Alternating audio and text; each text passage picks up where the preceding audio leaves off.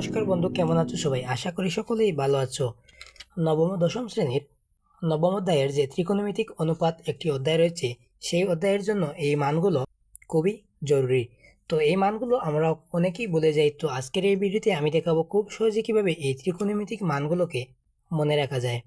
তো চলো আমরা এখন এই মানগুলো কিভাবে খুব সহজে নির্ণয় করা যায় বা মনে রাখা যায় সেই টেকনিকটি দেখে নেই। এখানে রয়েছে সাইন 0 ডিগ্রি, 30 ডিগ্রি, 45 এবং 60 এবং 90 ডিগ্রি।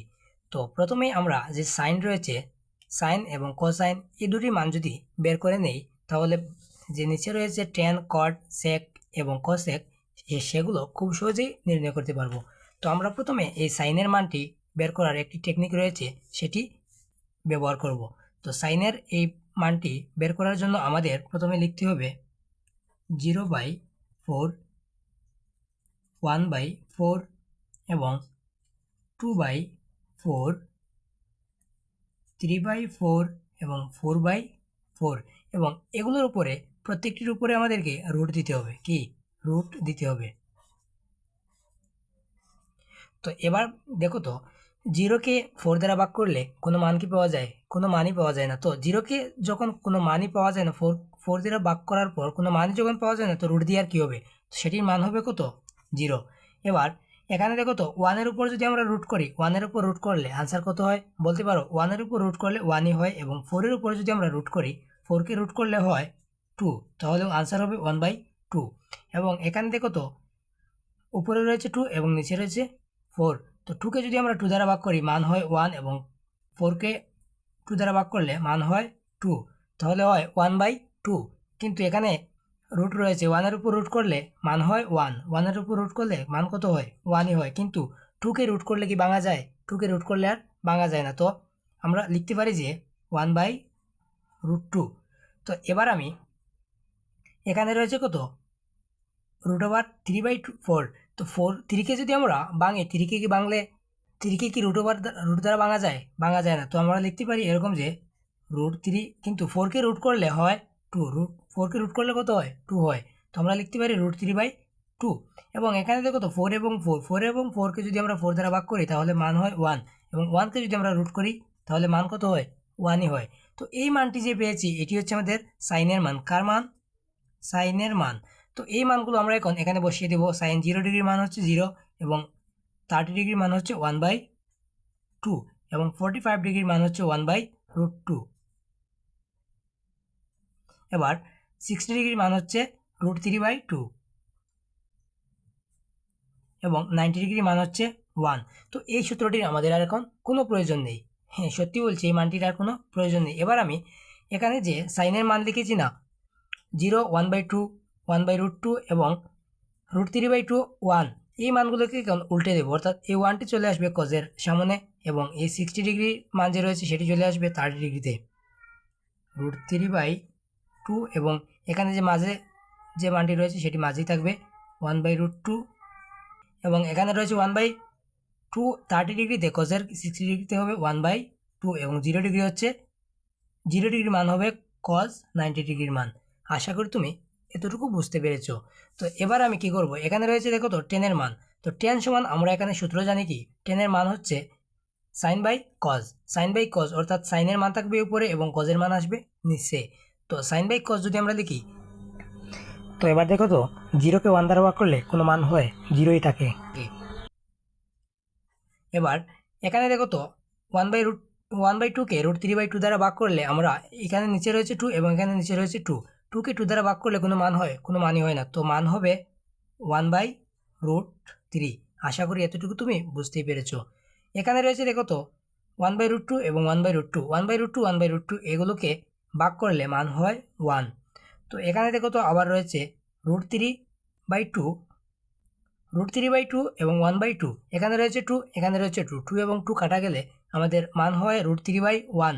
তো নিচে কোনো মান 1 থাকা এবং না থাকা একই কথা, তো মান হবে √3। তো এবার এখানে রয়েছে 1 এবং এখানে রয়েছে 0। তো আমাদের সূত্র অনুযায়ী কি, sin/cos। তো উপরে থাকবে 1 এবং 0। 1কে 0 দ্বারা ভাগ, অর্থাৎ 0 দ্বারা কোনো সংখ্যাকে ভাগ করা যায়? আমি 0 দ্বারা কোনো সংখ্যাকে কেন ভাগ করা যায় না, এই সমস্যাটি নিয়ে অন্য কোনো ভিডিওতে বলবো। এবং আজকে বলে নেই, জিরো দ্বারা কোনো সংখ্যাকেই ভাগ করা যায় না। তো জিরো দ্বারা যখন কোনো সংখ্যাকে ভাগ করা যায় না, তো কী হবে? অসংজ্ঞায়িত। সেটি কী হবে? অসংজ্ঞায়িত। তো আশা করি তুমি এই 3টি মান খুব সহজেই বুঝতে পেরেছো। এই 3টি মান যদি তুমি বুঝতে পারো তাহলে এগুলো তোমার জন্য খুবই সহজ। কীভাবে খুব সহজ? অর্থাৎ এখানে 10 রয়েছে, 10-এর বিপরীত কি? 10-এর বিপরীত হচ্ছে কট। এবং এখানে sec রয়েছে, sec-এর বিপরীত কি? কজ। এবং এখানে রয়েছে cosec, cosec-এর বিপরীত কি? সাইন। তো আমরা এই মানগুলো খুব সহজেই এখন বসিয়ে দিতে পারি। অর্থাৎ বিপরীত মান বলতে, তো এই কটের মান আমরা এখন খুব সহজে বসিয়ে দিতে পারি। কীভাবে খুব সহজে বসিয়ে দিতে পারি? এখানে 10-এর মান দেখো তো, 0, 1/√3, 1 √3 এবং রয়েছে অসংজ্ঞায়িত। এই মানগুলোকে আমরা যদি উল্টে দিই তাহলে হয়ে যায় কটের মান। অর্থাৎ অসংজ্ঞায়িত চলে আসবে 0 ডিগ্রিতে। কট 0 ডিগ্রির মান হচ্ছে অসংজ্ঞায়িত। এবং এখানে যে √3 রয়েছে সেটি হবে কট 30 ডিগ্রির মান। এবার 1 রয়েছে, 1 যেরকম আছে সেরকমই থাকবে। এবং 10-এর যে 30 ডিগ্রির মান রয়েছে সেটি হয়ে যাবে কটের 60 ডিগ্রির মান, 1/√3। এবার 0 ডিগ্রিতে মান রয়েছে, মান ছিল 0, সেটি হয়ে যাবে কটের 0 ডিগ্রির মান। তো এবার দেখো তো, সেক এবং কসেক এগুলো কার বিপরীত মান? এগুলো আমি কীভাবে লিখবো? এখানে আমি সূত্র লিখেছি যে সাইন সমান 1/cosec। সাইন সমান কি? 1/cosec। এবং কস সমান 1/sec। অর্থাৎ সাইনের বিপরীত হচ্ছে কসেক এবং কসের বিপরীত হচ্ছে সেক থিটা। তো কজের বিপরীত হচ্ছে সেক। তো এখানে কজের মান রয়েছে কত? 1। তো 1 রয়েছে, 1কে 1 দ্বারা ভাগ করলে কি হয়? 1ই হবে।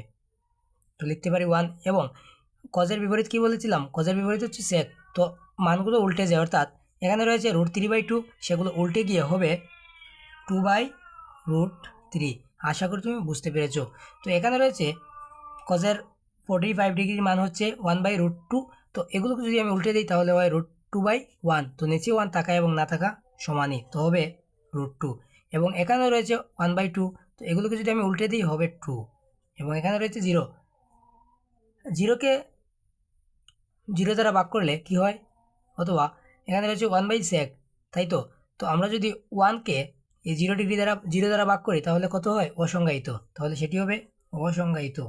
একইভাবে আমরা এই সাইনের বিপরীতে কী রয়েছে? 1/cosec।